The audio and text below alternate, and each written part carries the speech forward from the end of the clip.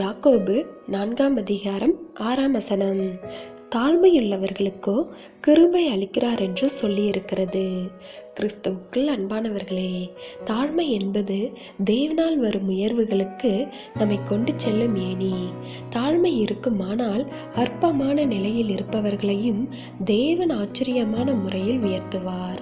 அதே சமயம் தாழ்மை இல்லை என்றால் தேவன் விரும்பினால் கூட அவர்களை உயர்ந்த நிலைகளில் நிறுத்த முடியாது. எப்பொழுது தாழ்மை பண்பை நாம் இழக்கின்றோமோ அப்பொழுதே தேவனால் வரவிருக்கும் மகிமையான ஆசீர்வாதங்களையும் இழக்கின்றவர்களாய் இருப்போம்.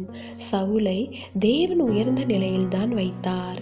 இருப்பினும் சவுலின் தாழ்மையின்மையால் தேவன் கொடுத்த உயர்ந்த பதவியில் இருந்து அவனால் ஜொலிக்க முடியவில்லை. சாதாரண நிலையிலிருந்துதான் எரேபெயாமை ராஜாவாக உயர்த்தினார். ஆனால் தாழ்மை அவனை விட்டு சென்றபோது தேவ கிருபையும் அவனை விட்டு விலகியது.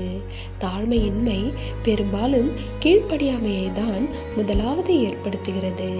தாழ்மையின்மைதான் தேவ ஆலோசனைகளுக்கு இசைந்து போகாத மனப்பான்மையை ஏற்படுத்துகிறது என்பதை நாம் அறிந்து கொள்ள வேண்டும். தேவனுடைய ஆலோசனை சில நேரங்களில் நம்முடைய நடைமுறைக்கு ஒத்து வராதது போல தோன்றும். அவைகளால் உடனடியான ஆசீர்வாதங்கள் இல்லாமல் இருக்கும். அதனால் உலக ஆலோசனைகளையும் மனிதர்களால் பின்பற்றப்படும் உலகத்திற்கேற்ற நடைமுறைகளையும் வழிமுறைகளையும் பின்பற்ற ஆரம்பிப்போம். அதன் விளைவு தேவனுடைய கிருபைகளையும் அவரால் வரும் ஆசீர்வாதங்களும் தடையாகும்.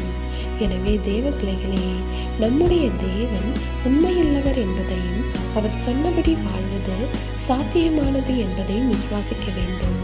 அப்பொழுது கர்த்தருக்கு காத்திருந்து அவருக்கேற்ற பாதையில் நாம் தாழ்மையுள்ளவர்களாய் நடக்கும்போது அவருடைய கிருபை நம்மில் எப்பொழுதும் தங்கியிருக்கும்படி செய்வார். தேவனுடைய கிருபையும் இரக்கமும் உங்கள் அனைவரோடும் இருப்பதாக. ஆமென்.